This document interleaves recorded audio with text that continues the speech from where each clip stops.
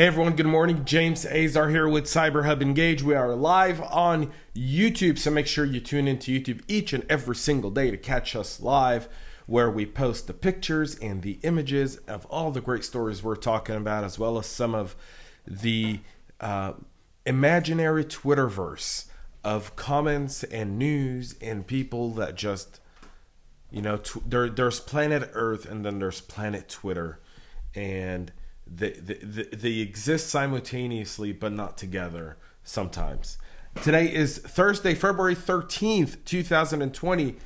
And before we get to our headlines, for all of you cybersecurity folks that are just so in tuned and dedicated to your job, tomorrow is Valentine's Day.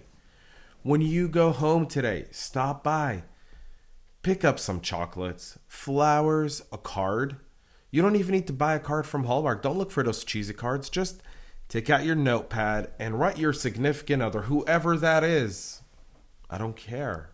Just write them a nice handwritten letter of how much they mean to you and how you won't fall for commercializing love one day a week so restaurants can up their reservation counts and charge you extra for flowers. But having said that, tomorrow is Valentine's Day, so make sure you spoil your loved ones. And now into our headlines for today's daily cyber briefing. An Estée Lauder database exposes 440 million records. Services provider to government left database exposed. MIT researcher disclosed vulnerabilities in a Voatz mobile voting application app. And a Florida county election officer was hit by ransomware before the most recent presidential election. And now for your daily cyber briefing, brought to you by our friends at Synopsys, who have just launched a brand new and amazing product that we are going to be giving you more details on, but you can find the link on cyberhubengage.com and right below the screen here. For all the great details. Synopsys are doing some great things, folks. We're excited to be partnering with them at RSA. And right now, ahead of RSA, make sure you check out their new product launch before all the RSA product launches start hitting the shelves next week and taking away your attention from our goal of getting to San Francisco without Corona. And now, let's get into today's story. Estée Lauder is the latest big-name brand to suffer an embarrassing data leak after a researcher discovered 440 million records, including plain text emails, exposed via an online database.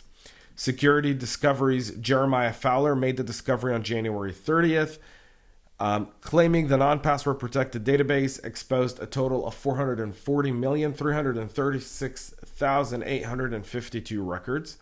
It's unclear how many user emails were exposed, but the cosmetic giant claimed in an emailed statement that they were non-consumer and instead came from internal education platform.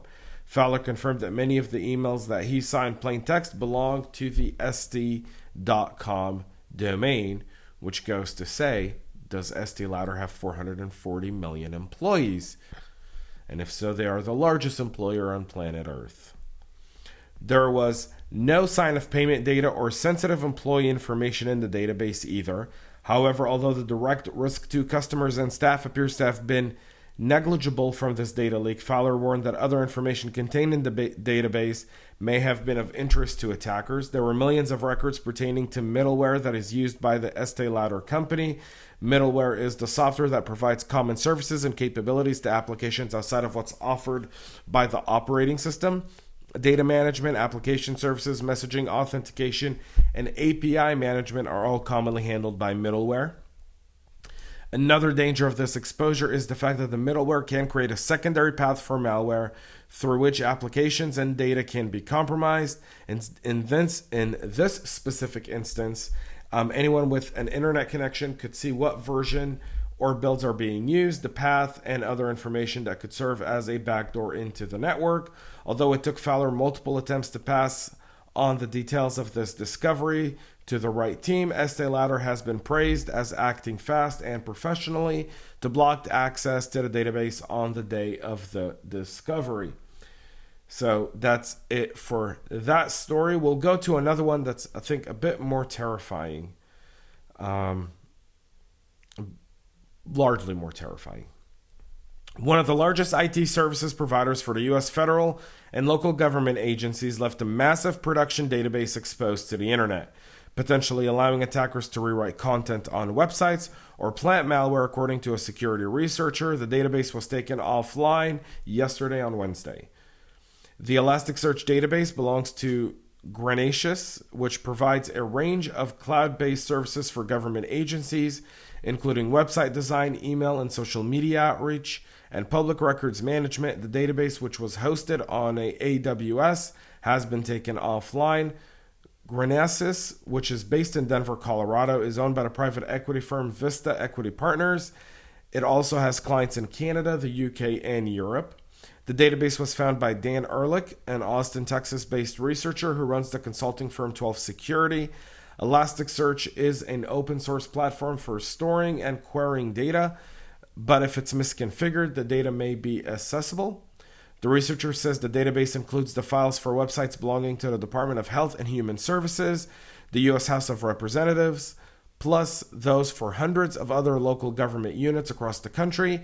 It contains files for more than 1,700 Granacious customers. According to Granacious' website, the company has more than 4,500 public sector customers with 200 million people who subscribe to the government services that are delivered by the company.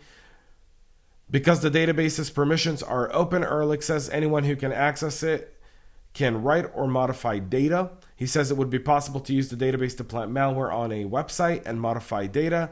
It would also be possible to simply delete many government websites. The links on the websites reflect the links that are in the database, Ehrlich says. I could instantly swap out the links on almost 2,000 government websites with malware and rootkits instead of PDFs and videos. Anyone in the world had access to this, and it's not technically difficult either. The style of attack is known as a watering hole. Troy Hunt, a data breach security who created the Have I Been Pawned data breach notification site, says the current spat of discoveries involving open Elasticsearch databases follow similar waves of exposures involving S3 buckets and Mongo database instances over the last few years. While there has been much awareness about the insecure configurations and improvements by providers such as Amazon, there's obviously still gaps, according to Troy. Ehrlich says he first came across the exposed database in September of 2019. He tweeted directly to Granacious on November 28th, alerting it to the exposure. After not hearing back from Granacious, Ehrlich began writing a series of blog posts on 12 Security's websites, describing his findings in late January. Last Friday, a Granacious security executives reached out to Ehrlich via private message on Twitter, saying he'd seen Ehrlich's tweet from November. Ehrlich missed the message after an SUV smashed into his Ford Mustang on February 6th, leaving him in the hospital for nearly 6 days with a broken femur. But the two are now in touch. Glad Daniel's feeling a bit better after that smash. If it's unknown if others in addition to Ehrlich also access the database, but it's relatively easy to find exposed Elasticsearch databases using specialized search engine like Shodan and Binary Edge. Ehrlich says he found something suspicious in one part of the database, a type field that reads, "Had to get my data back." Older versions of Elasticsearch included a type field that was used to help make data searches faster, although the feature has been pretty much eliminated. Ransomware operators have been known to leave notes in databases such as Mongo database and others in order to alert victims that they've been compromised. Ehrlich says it's unclear if that's what happened, but it could indicate infiltration. Over the last few years, Granacious has grown its business more than threefold, mainly through acquisitions. Often acquisitions are tricky from a security perspective because the acquirer takes on the good IT security practices as well as the bad. That was obviously the Marriott breach last year as well. The executive told Ehrlich that some of the acquisition involved niche players that didn't always think security and are used to full control, so trying to wrangle that has been a challenge. Ironically, he says that when Ehrlich messaged him, he was in a meeting with a couple of other people to get their arms around what's going on in AWS and clean that up. And so that after this discovery, he can maybe move stuff a little faster now that it's kind of been putting out there.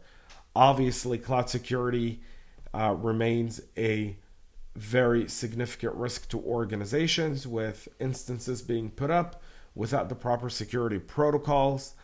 One thing that Ehrlich says that he noticed that Granacious lacks the use of HTTPS, which encrypts traffic between a user computer and the server. So the company didn't even use HTTPS across its entire IT infrastructure, which again talks about the maturity of the organization, but also the need that the basics are really covered. We move on to a next story, this one involving elections, where academics from MIT's Computer Science Laboratory have published a security audit today of Voatz, a mobile app used for online voting during the 2018 U.S. midterm elections and scheduled to be used again in the upcoming 2020 presidential elections. MIT academics claim the identified bugs could allow hackers to alter, stop, or expose how an individual user has voted. MIT continues to say in a statement, "We additionally find that Voatz has a number of privacy issues stemming from their use of third-party services for crucial app functionality. Our findings serve as a concrete illustration of the common wisdom against internet voting and of the importance of transparency to the legitimacy of elections. MIT academics urge states to continue using paper ballots rather than mobile apps that transmit votes over the internet. They say that the current paper ballot voting system is designed to be transparent and allow citizens and political parties to observe the voting process. Voatz apps and infrastructure were completely closed-sourced," says James Kopel, one of the MIT academics, who were only able to get access to the app itself, Kopel added, explaining that the researcher only audited the app that it is installed on voters' devices, but not the app's backend, which could contain other issues which remain unexposed at this time. The research team said they notified DHS and CISA of their findings. The Voatz security audit paper says Voatz acknowledged the vulnerabilities but disputed their severity. In a blog post today, the Voatz team downplayed the MIT research team results, but also its methodology. They said researchers used an older version of their app and that Voatz app instance they tested may have not connected to the Voatz backend server and hence never went through the layer of identity checks that Voatz server would force any attackers to go through. In short, they make claims about a backend server without any evidence or connection to the server, negates any degree of credibility on behalf of the researchers, the Voatz team said. It's unclear that from the theoretical nature of the researchers' approach, the lack of practical evidence backing their claims, their deliberate attempt to remain anonymous prior to publication, and their priority being to find media attention, that the researchers' true aim is to deliberately disrupt the election process, to sow doubt in the security of our election infrastructure, and to spread fear and confusion. Nice play on this, Voatz. Really nice play, but how about you let people really go end-to-end on your app? And reach out to this researcher instead of belittling their work and giving them the full opportunity to research your app instead of belittling their goals of what they're trying to do. I hardly find it believable that MIT needs publicity. Of all schools in the world, MIT needs publicity. So how about you stand up on your two back feet, give them full access to everything they need to do in order to give a complete audit. And if you stand by your claims, I'll stand corrected on this show and have you on as well. But otherwise, don't dismiss these researchers. It's the reason why good guys prevail over bad guys is because we have security researchers in place to test these things and bring us the right information. Voatz itself has been used in several election cycles to allow military and overseas voters to cast ballots via the smartphones over the internet. It's been used in West Virginia during the 2018 midterm elections and in counties of Denver, Colorado, and Utah during the 2019 municipal elections. 2 Oregon counties, Jackson and Umatilla, have also announced plans to start using the apps, although they should probably check with MIT before they do that.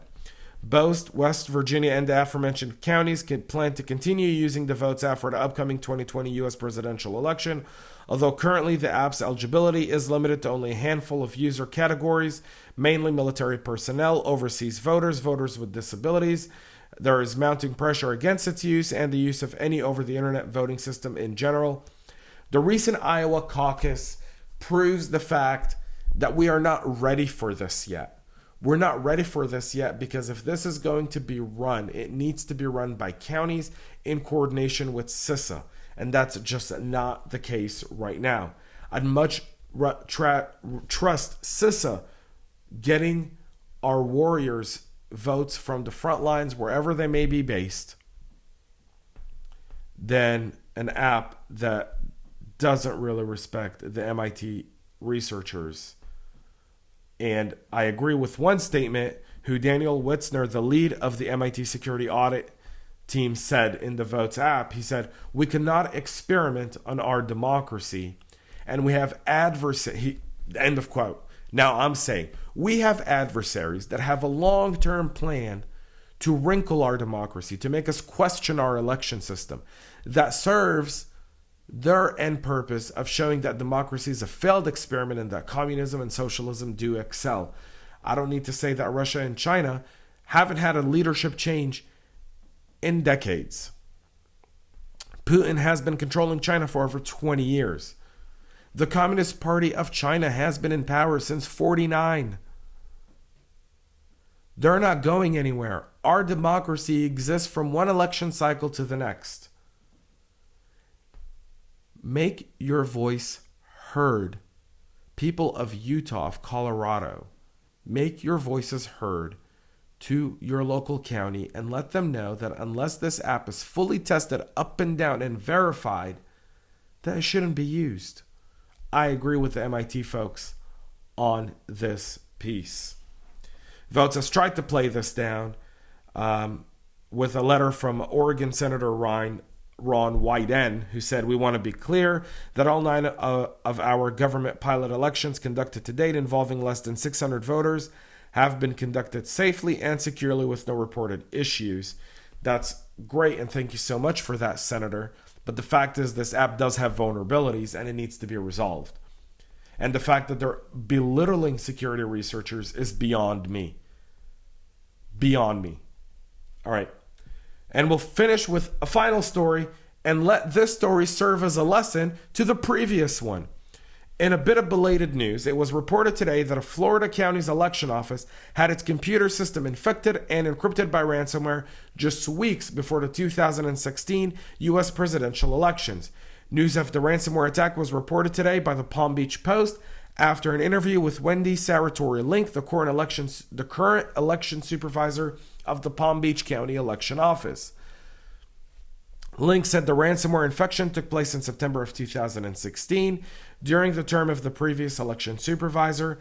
Link told reporters she only recently found out about the security breach, as the incident was never made public at the time, despite the fact that most ransomware infections are considered serious security breaches. The Palm Beach County official said she found out about the incident while interviewing candidates for the position of IT director for the election office after the previous director was fired following his arrest for child pornography possession. One of the candidates was the second in command in the IT department at the time of the ransomware attack in 2016. Link said she found out about the ransomware incident, with the candidate mentioned during the interview that he was not sure what happened with the hack we had back in 2016 and if it was still a security hole for the office. The Palm Beach County election supervisor told reporters that the incident doesn't appear to have been reported to either the FBI or DHS. She told Palm Beach Post reporters that her office just recently completed a 10-day overview of the office's IT system. Link was named on the job in January of this year after Florida Governor Ron DeSantis suspended the previous election supervisor, citing broken laws and a recount embarrassment. In early 2019, Governor DeSantis said that 2 Florida counties were hacked by Russian hackers during the 2016 elections, according to CNN, but never revealed the county names. Link couldn't officially confirm that her county was in one of those 2 counties, but said that this appears to be a separate incident. The Palm Beach County Election Office did not respond to a request for comment seeking additional details. Today's report muddles the water even more about what really happened in Florida in regards to the alleged Russian hacks reported by Governor DeSantis. Voting in Palm Beach County went on as planned during the 2016 presidential election cycle.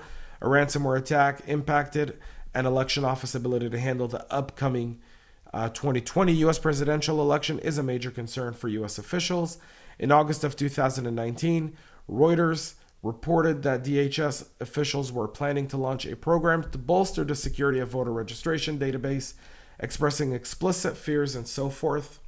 One thing I will say about this whole story.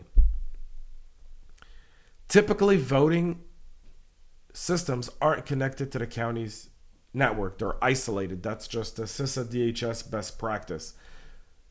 So, I don't know what happened here, but just as a side note to that, typically that's the scenario.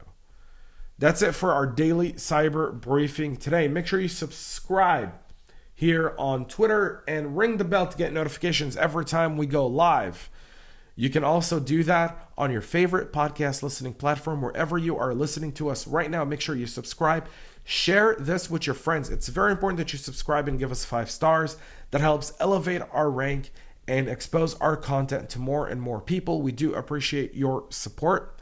Make sure you also follow us on all your favorite social media channels, Facebook, Twitter, LinkedIn, and anywhere else you may get your information. Instagram at cyberhubengage.com. And you can check out cyberhubengage.com for a lot more exclusive information, as well as registering for our newsletter, which has very, very special insights into each and every single episode and gets you very exclusive content that we don't put anywhere else just by you being a subscriber to our newsletter. That's it for today's update. Enjoy the rest of your Thursday. Happy Valentine's Day for those who will be celebrating the holiday tomorrow with their loved ones. Tomorrow we'll be with Dan DeClaus, the CEO of PlexTrack, for our Friday wrap-up. Until then, enjoy the rest of your week and stay cyber safe.